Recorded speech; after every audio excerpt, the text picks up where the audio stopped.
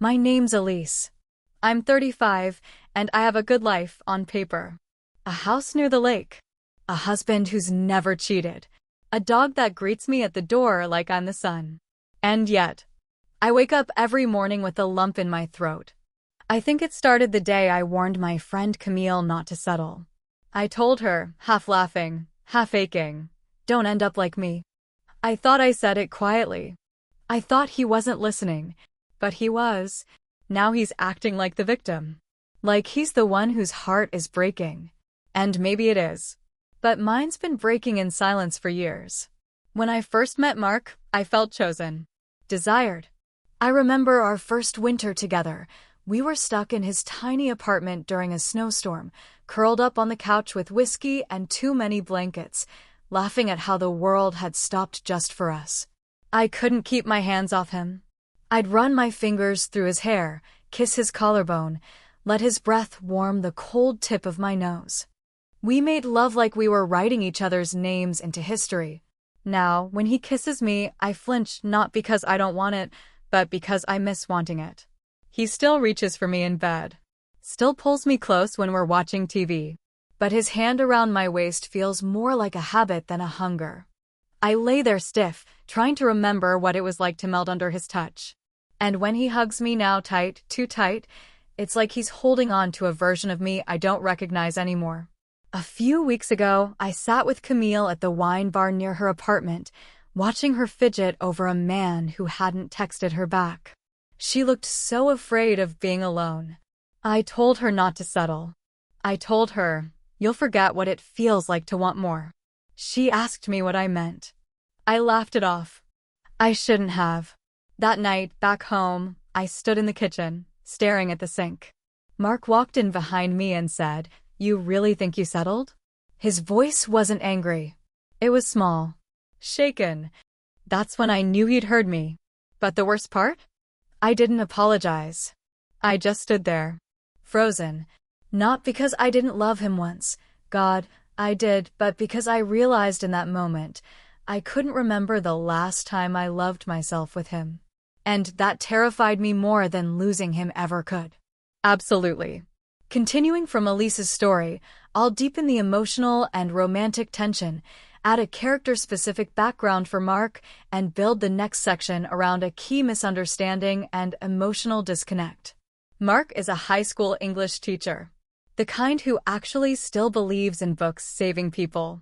He stays late to help struggling students, always comes home with chalk on his pants and a story about some quiet kid who finally spoke up. He gives so much of himself to the world that sometimes I think he believes there's nothing left to give me. But he tries. I won't take that from him. He tries. He kisses my shoulder while I'm washing dishes. Wraps his arms around my waist when I'm brushing my teeth. Slides into bed and presses his body to mine like a question he's too afraid to ask out loud. But I need more than touches. I need to be seen. Heard. The other night, I came home exhausted after a long shift. Freelance design work is feast or famine, and lately it's been famine. I told him I was stressed. I told him I was scared. Rent was coming up. My client hadn't paid yet. I needed to talk, to let the anxiety spill out of me before it swallowed me whole.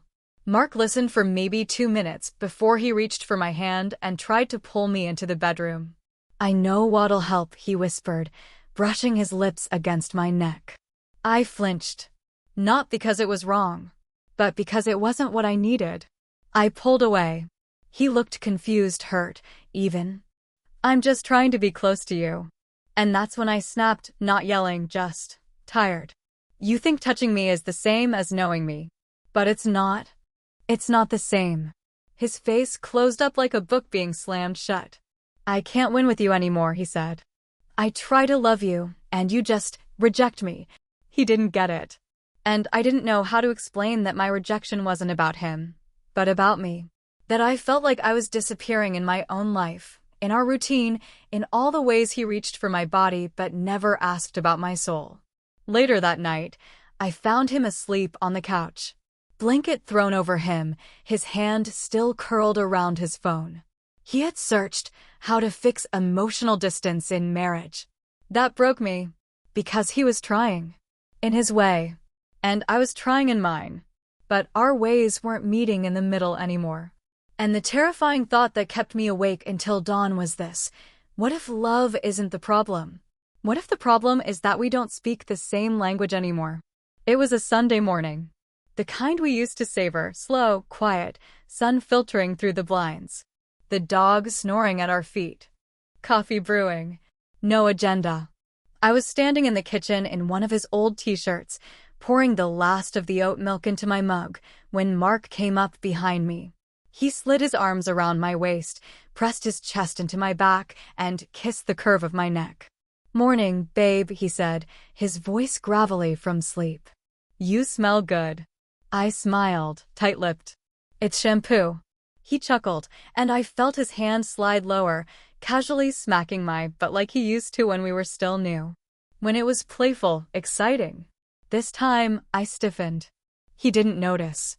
Or maybe he did and pretended not to. I stepped away under the pretense of checking on the coffee. "You want some?" I asked, already reaching for a second mug. "Sure," he said, watching me. "You okay?" "Yeah," I lied. "Just tired." He leaned against the counter and gave me that crooked smile that used to make my stomach flip. "We could stay in bed all day if you want." "Just us." His tone was suggestive, sweet. An offer wrapped in warmth and longing. I handed him his coffee without meeting his eyes. "I have a deadline today." "Elise." I finally looked at him. "I miss us," he said. And I believed him. God, I did.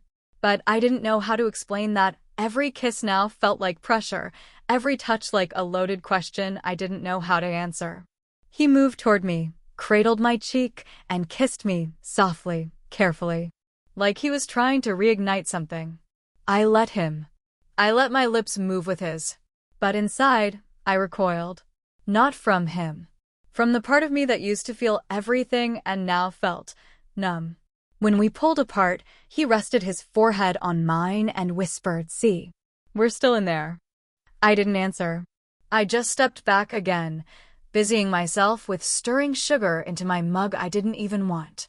Because I didn't know how to tell him the truth. That I wanted to want it. That I wanted to reach back. But instead, I kept thinking, why does everything have to turn into sex? It happened on a Thursday night. He'd made dinner, actually cooked, which he rarely did anymore. Pasta with sun-dried tomatoes, a bottle of wine already open on the table. He'd even lit candles, like we were playing house in a happier version of our lives. I should have appreciated it. Part of me did. But the other part, the louder part, kept whispering that it was all just performance. Like he was trying to solve something with ambience instead of honesty. We were halfway through eating when he said it. "I've been thinking, maybe we should take a trip. Just us.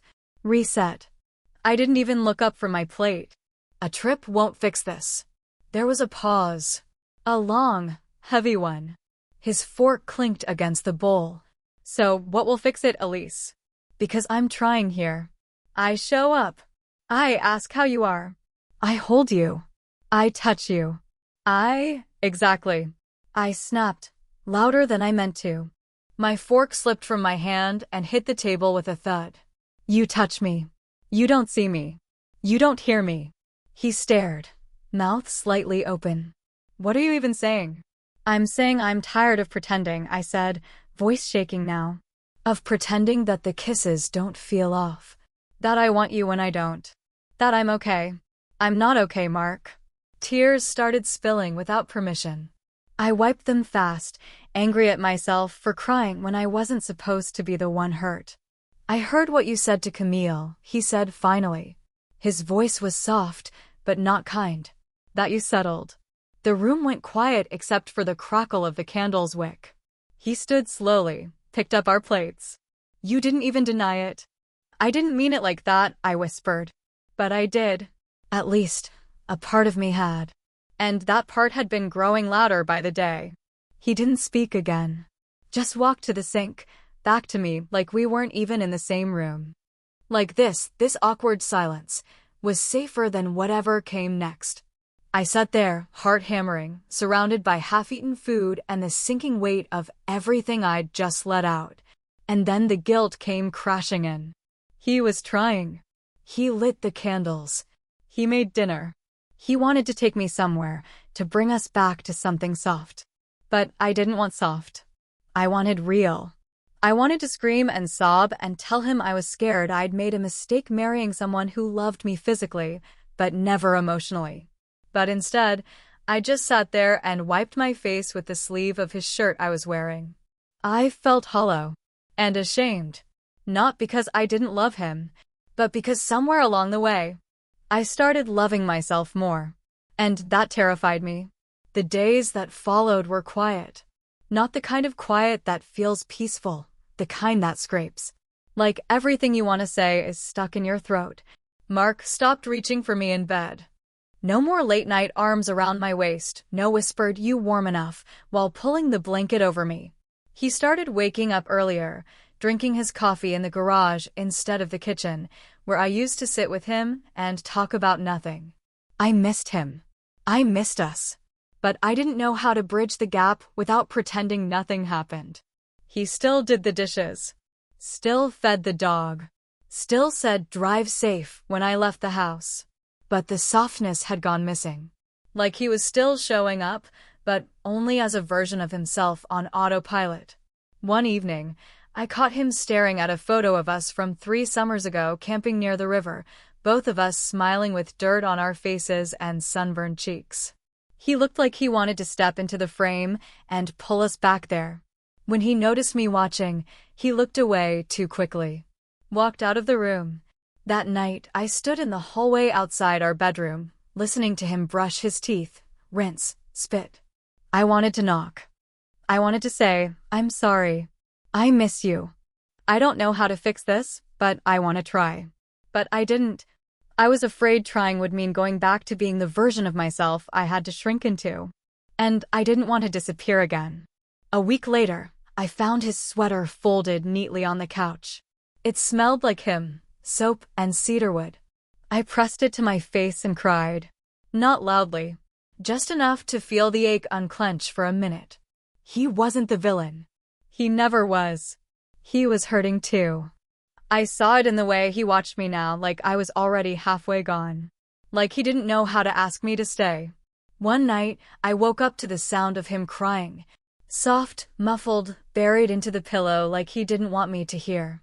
That broke me, because all this time, I thought I was the only one grieving. I lay there, staring at the ceiling, heart twisting in that raw, confused space between guilt and longing. I didn't know how to touch him without making it a lie. I didn't know how to speak without setting something on fire. I didn't know if love was enough anymore. But I knew one thing. I couldn't live like this, half inside, half out. So the next morning, I stood at the foot of the bed while he pretended to sleep. And I whispered, to myself more than to him, I have to choose. Stay and try again, or walk away before I lose both of us. And I wasn't sure yet which one would hurt less. A week after I whispered that choice into the quiet of our bedroom, I made it. Not all at once, not dramatically, not with suitcases by the door. But in the way I stopped trying to pretend there was a version of us worth salvaging without tearing myself down to do it. He beat me to the words. It was raining. Late afternoon, the kind of heavy gray that settles into the walls. I found him sitting on the edge of the bed, elbows on his knees, holding one of my sketchbooks like it was evidence of something he'd already lost. He looked up, eyes tired. I'm not mad anymore. That hit harder than if he'd yelled. I kept thinking you'd come back, he said. Not physically. Just you. The version of you that wanted this. I sat down across from him. Not touching. Just listening. I don't think she's coming back, I whispered. He nodded slowly, the corners of his mouth trembling like he wanted to smile but couldn't find the shape. We didn't fight. We didn't cry, not really. Just sat in the stillness of something we both knew was ending. After a long pause, he reached for my hand. Held it gently, like it was the last time. You were never the villain, I told him. You just loved me in the only way you knew how. He nodded again, and this time, a tear slid down his cheek. He didn't wipe it away.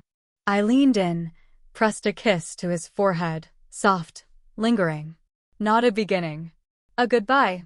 That night, I slept in the guest room. He didn't ask me not to. I think that was his way of letting me go.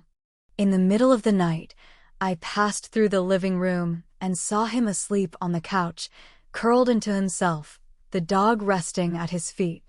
I stood there for a moment, watching the quiet rise and fall of his breath. And I felt it, the love that was still there, just not right anymore. It wasn't passionless. It wasn't cold. It was just over. Bit by bit, like seasons turning without announcement. And as I stood in the doorway, I finally understood. I didn't settle. I stayed too long hoping it would feel like the beginning again. But beginnings don't come back. And sometimes, neither do we. I used to think love was supposed to be enough. If someone showed up, stayed faithful, kissed you goodnight, remembered your birthday, that meant it was working, right? That meant you were lucky. But love without understanding. Desire without emotional safety. Touch without being seen. It wears you down. Quietly at first. Like water under stone. What I've learned, painfully slowly, is that you can be loved deeply and still feel incredibly alone. And that no amount of physical affection can replace the kind of intimacy that says, I see your fear. I hear your silence. I want your whole truth, even if it's messy. Mark loved me. I don't doubt that. But somewhere along the way, I stopped feeling like a person in his eyes and started feeling like a role he needed filled. The good wife. The warm body. The willing yes. And I kept trying to make that enough. Kept folding myself smaller, quieter, more convenient. Until I didn't recognize the woman in the mirror anymore. Leaving wasn't about punishing him. It was about choosing myself for the first time in years. And knowing I deserve a love that meets me in the places I actually live, not just the ones that look good on paper. So, if you're listening to this and you're tired, if you're flinching from kisses that used to make you melt, if you keep asking yourself, why does everything feel like pressure? I just want you to know, you're not broken. You're not ungrateful. You're not crazy for wanting more than what looks fine from the outside. Sometimes wanting more is the bravest thing you'll ever do. And sometimes, walking away isn't the end of love. It's the beginning of finally loving yourself.